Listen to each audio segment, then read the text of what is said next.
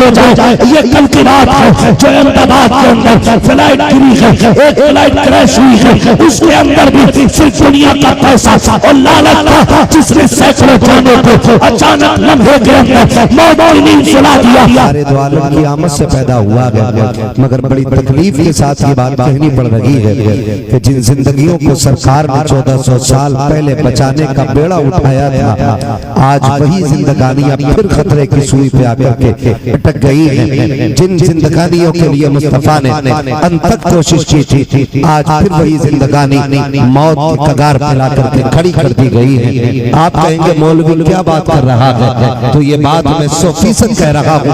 Hospital में जाकर के देखो, कोई बेटी की विलादत से मुंह लटकाए बैठा है। जाकर के देखो, कोई कहता है मुझे तीसरी बेटी नहीं चाहिए, कोई कहता नहीं नहीं नहीं हमें घर के अंदर बेटी की नहीं बेटे की आवाज चाहिए। कितने घरों की कहानियां ये है कि कई घरों में बहुओं को जिंदा जला दिया गया।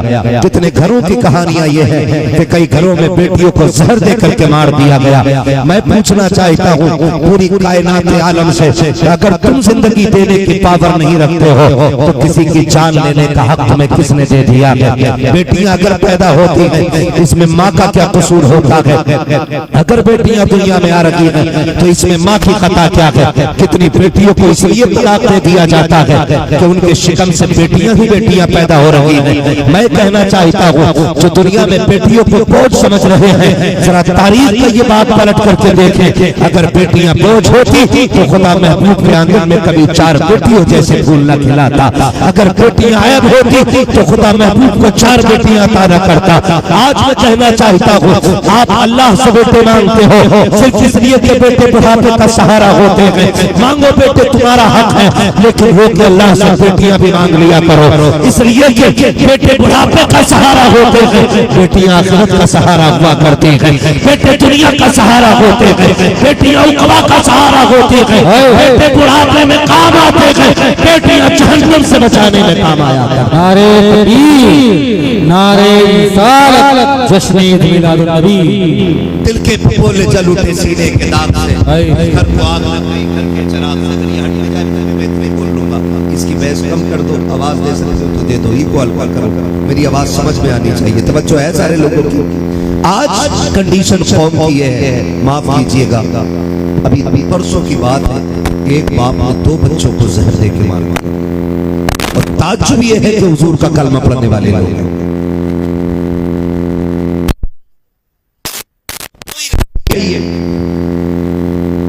आज बाजार तमाशा बना के रख दिया गया। याद रखो मुसलमानों, कामयाब हमारी जिंदगी तभी होगी जब हुजूर के दिए हुए तरीकों को अपनाया जाएगा, वरना 1000 जलसे लाखों महफिलें कोई नहीं जाता। तभी तब्दीली आनी है।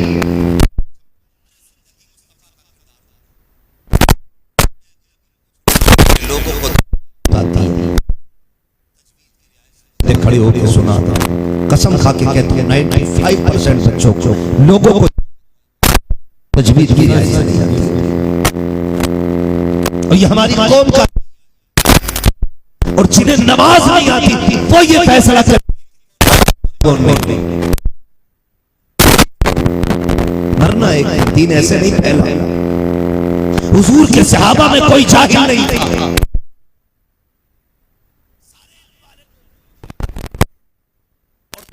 आजम का हाल तो ये था कि बाजार में गैर फकीह को आने की इजाजत नहीं थी।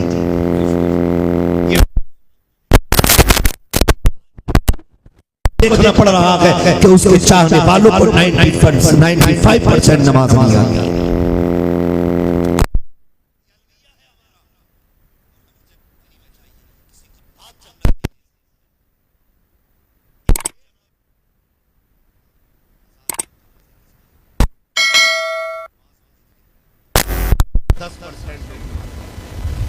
कोई दीवार के इधर खड़ा, कोई पेड़ के नीचे बैठ रहा है।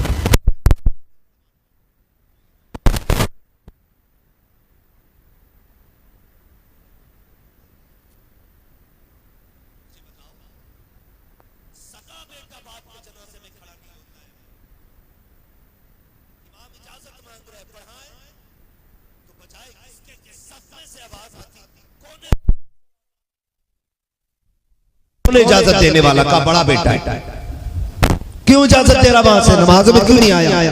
दो बातें होती हैं, एक तो ये कि कोई कहता है इसके कपड़े नमाज के नहीं है, या ये कहा जाता है इसे नमाज नहीं आती है। दोनों बातों पे सर अपना दीवार पे मारने का मकाम है। अगर आपको नमाज नहीं आती है फिर टूट के मरने का गैरत मकाम है। और आप कहते हो आपके कपड़े खराब है तो फिर आपको बदरजे अतम डूब के मर जाना चाहिए। अगर आपके कपड़े खराब है तो आपको हक किसने दिया कि आप हमारे जनाजे के साथ चल रहे? कोई है पूछने वाला? मिट्टी देना ये असले ईमान समझ रखा है। खाली मिट्टी डालो के चले जाओगे, ऐसा दिन नहीं फैला है, ऐसे इस्लाम नहीं फैला है। आज उलमा का कोई वकार नहीं है, क्योंकि ये सिर्फ इमाम है, ये सिर्फ मुदल्लिस है, ये 5000 लेकर के आपको मकतब में पढ़ाते, इसलिए इनकी वैल्यू नहीं। मैं समझता हूं दुनिया वालों के सामने इनकी वैल्यू हो ना हो, मदीने वाले के सामने इनका बड़ा। और ये बात मरने के बाद समझ में आएगी कि अल्लाह ने उलमा को क्या शान अता फरमाई। जब मेरा नबी मदीने तशरीफ लाया हिजरत करके, बड़े बड़े अमीर खड़े थे चौकों पे, रागों में पल के बिछाए खड़े थे, हुजूर मेरे मेहमान बने, हुजूर मेरे मेहमान बने। लेकिन महबूब ने अमीरों को वैल्यू नहीं दी। सुने और कान खोल के सुने। दौलत वालों को वैल्यू नहीं दी, वैल्यू दी तो अबू अय्यूब अंसारी को दी, जो इतना गरीब था कि जिसके पैर में जूतियां भी नहीं थी, चलने के लिए सवारी भी नहीं थी। अगर आपको अपनी दौलत की कसरत में नाज है तो बंद कर दीजिए तमाशे। याद रखें हुजूर ने इल्म वालों से प्यार किया है। ये बैठे लोग गारंटी के साथ कहता हूं, मेरा गरेबान पकड़ के मिंबर से उतार दे अगर बात झूठ हो तो। सुफ़ा पे जो बैठते थे सहाबा, जिनको मुस्तफा तालीम देते थे, वो वाक़े भी करते थे। कई दिन तक उनको खाना नहीं मिलता था, लेकिन जब कभी मिलता था, मेरे नबी की भी अपनी हालत ये थी ज़ाहिरी जिंदगी में कि 7 दिन तक हुजूर के घर में चूल्हा नहीं जलता था। मैंने यहां तक पढ़ा है कि एक महीना हो जाता था सरकार के घर में चूल्हा नहीं जलता था। यह कंडीशन भी रही है। लेकिन जब कभी मिलता तो सरकार सुफ़ा के सहाबा को बुलाते, वो कहते उनको भी बुलाओ, ये खाना उन्हें भी खिलाया जाएगा। और आज हम ये कहते हो हाफिज जी ज़कात वाले, हाफिज जी खैरात वाले, मर के थे पूरी जिंदगी ऐश में गुजार लो, एसी और एयर कंडीशन रूमों में हम लोग जिंदगी गुजार रहे हैं। लेकिन जानते हो जब मौत का वक्त आता है उस वक्त एक तमन्ना जाती है, मैंने बेटे को डॉक्टर बना लिया है, मैंने बेटे को इंजीनियर बना लिया है, काश एक बेटे को कुरान का कारी बनाया होता, एक बेटे को इल्म दीन दिया होता। बताओ सेठ साहब इसकी क्या जरूरत पड़ गई? का जब रूह निकलना शुरू हो रही है, पहले टखनों में अटकी है, फिर घुटनों में आके रुक गई है, फिर आके कमर पे आके रूह ने डेरा डाला है, लेकिन रूह जब कमर परवास कर गई है, कमर को पार करके सीने तक रूह आई है, अब सीने से ऊपर जाने का नाम नहीं ले रही है। मैंने उलमा को फरमाते सुना कि जब रूह निकलने का नाम न ले उस वक्त उनके सामने कुरान की सूरतें तिलावत की जाए, अल्लाह आसानी से मौत नसीब फरमा देता है। उस वक्त एहसास होता है काश एक बेटा कुरान का कारी होता, एक बेटा दीन का आलिम होता, एक बेटा हाफिज़ कुरान होता। आज बेबसी की जिंदगी न जीते, आज बेबसी की मौत में मरते। और लोगों मान जाओ अभी वक्त है, इससे पहले कि मौत का फरिश्ता आकर तुम्हारे गिरबान में हाथ डाले, उससे पहले जाग जाओ और बरेली वाले के फैजान को पैगाम पे अमल करो। उन्होंने कहा था आज वे उनकी बना, आज वे जज्बात उनसे कल न मानेंगे क़यामत में। नारे रिसालत, जश्न ईद मिलाद नबी, नारे तकबीर, नारे रिसालत। दीन सीखो यार, सीख लो दीन। वक्त कम रह गया है, मौत आने वाली है, अब वक्त नहीं रह गया, अब वक्त नहीं है उछल कूद का। हमने 70 साल तक डांस किया है, कुछ नहीं किया 70 साल तक। यही वजह है आज एक कौम और एक कामयाब और एक बेहतरीन नस्ल को हम जन्म देने में फेल हो गए हैं। आपने पैसा कमाया होगा, आपने शोहरतें कमाई हैं, लेकिन आप एक अच्छी नस्ल को जन्म देने में फेल हो गए। आप कहेंगे कैसे? एक बंदा बताओ जो खुदा की कसम अपना वक्त मोबाइल पे जाया नहीं कर रहा हो, एक बंदा बताओ, और एक ऐसा बंदा बता दो मुझे, एक बंदा ऐसा पूरे आप उतरोला शहर में ढूंढ के दिखा दो जो रात के 3 बजे तक कौम की फिक्र में जा जा। एक बंदा नहीं दिखा सकते हम, क्योंकि हम नस्लें बढ़ाई हैं, नस्लें बनाई नहीं है। बहुत बनाई नहीं है हमने। मैं अगर ये कह दूं मुझे देखकर जहन्नम को भी आ गया पसीना, तो शायद आधा मजमा खड़े होकर दाद दे दे। लेकिन अगर मैं खुद से पूछ लूं, बता मर रब्बु का मा दीनु का, इसकी तैयारी भी तेरी मेरी है कि नहीं? किसी के पास कोई हिसाब नहीं है। बदलो अपने आप को यार, एक अच्छे मुआशरे को तश्कील दो, एक संजीदा और महज़ब कौम बनिए। आज मेरी कौम का नौजवान अगर बाइक पे बैठता है ना, तो 80 से नीचे उसकी सुई नहीं जाती, यूं कट मार के निकलता, लोग देख के पहचान जाते हैं मुसलमान ही होगा। ईद बकरीद पे हमारी गाड़ियों की टंकियां फुल होती हैं और हमें मौत की फिक्र नहीं होती। सबसे ज्यादा बिना हेलमेट के जो कौम चलती है वो मुसलमानों की कौम है। सबसे ज्यादा जो रूल तोड़ कर चलती है वो कौम मुस्लिम है। आपको लग रहा होगा ना मेरी बातें बुरी हैं, लेकिन नहीं, मैं आपको बताऊं, मैं नेपाल तकरीर करने के लिए गया, एक IAS ऑफिसर था, उसने आके मुझसे बात की और उसने कहा एक बात बताई, आज आपसे सवाल यह है कि बॉर्डर पे जो नशे के साथ पकड़े जाते हैं वो सिर्फ मुसलमान ही क्यों होते हैं? ये सोचने वाला मकाम है, ये गौर करने वाली बात है कि हमारी नस्ल कहां के खड़ी हो गई है। अगर हम समझाने पे आ जाए, हमारी कौम का जवान बड़े होकर कहता बियर ही तो पी है और क्या पी लिया है, ये तो एनर्जी ड्रिंक है, बियर पीने से क्या खराबी आ गई? मौलवी ये शराब आई। मैंने कहा सुन, शराब का एक कतरा अगर एक बाल्टी पानी में भी गिर जाए ना, तो एक कतरा पूरी बाल्टी पानी को नापाक कर देता है।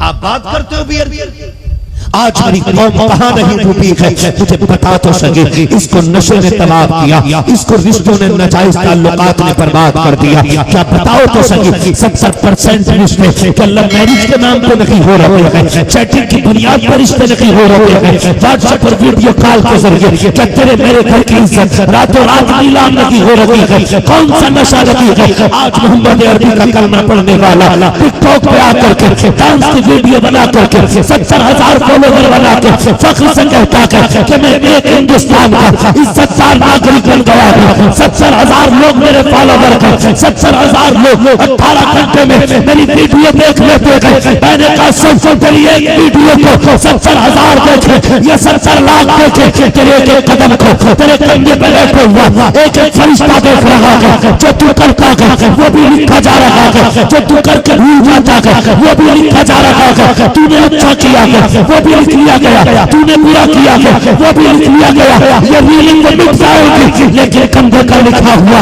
ये मिटाया नहीं जा सकता। जब कयामत के दिन ये पूरी रीत हो जाएगी, उस वक्त कोई बचाने वाला नहीं होगा। ये 70,000 बचाने नहीं आएंगे, 60,000 बचाने नहीं आएंगे। अगर बचाएगा तो अमीना का लाल बचाएगा। इसलिए मेरे इमाम ने कहा था आज ले उनकी पनाह, आज मैं जब मानूं से कल न माने के कयामत में अगर माना जाए। अपनी जिंदगियों को बेहतर करो और आखिरत की तैयारियां करो। मुझे इससे कोई सरोकार नहीं है, आप क्यों नहीं उछल रहे? मत कूदो, मत बोलो, मगर सुन लो मेरी बात, बदल दो अपने आप को। इस्लाम इतना सस्ता नहीं है जितना समझ रखा है, जितना समझ रखा। माफ कीजिएगा, तो हमारे कपड़े देखें आप, ईद का दिन होता है ना, तब भी कुत्ता ड्रेस पहनती है ये कौन, कुत्ता ड्रेस।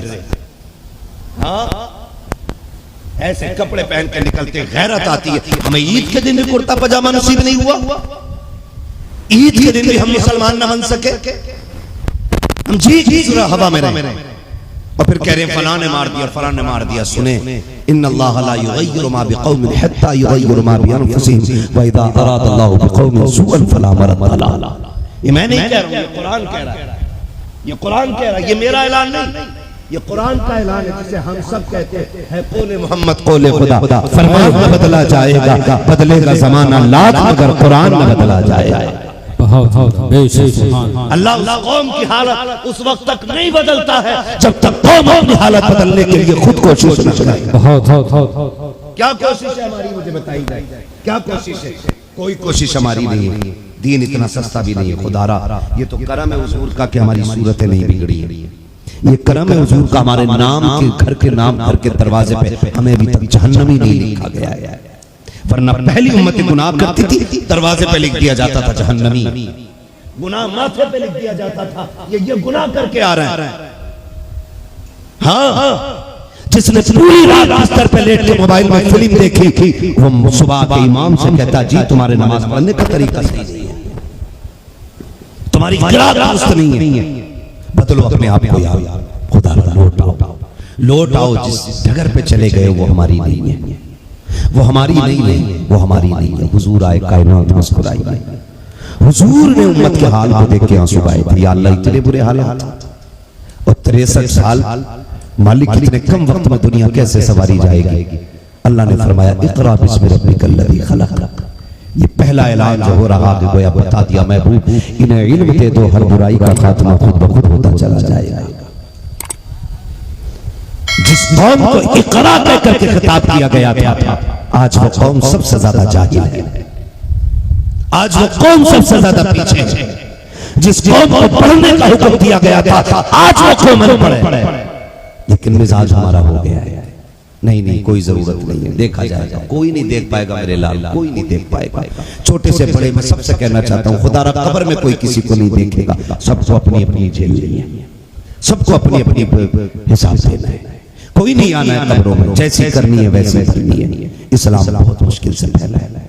हुजूर ने जब देखा बेटियां कत्ल की जा रही है, माओ का कोई वकार नहीं, बाप की कोई इज्जत नहीं, हुजूर ने वकार की, इज्जतों की मेराज को अता फरमाई, फिर जाकर के बेटियों को वकार मिला है।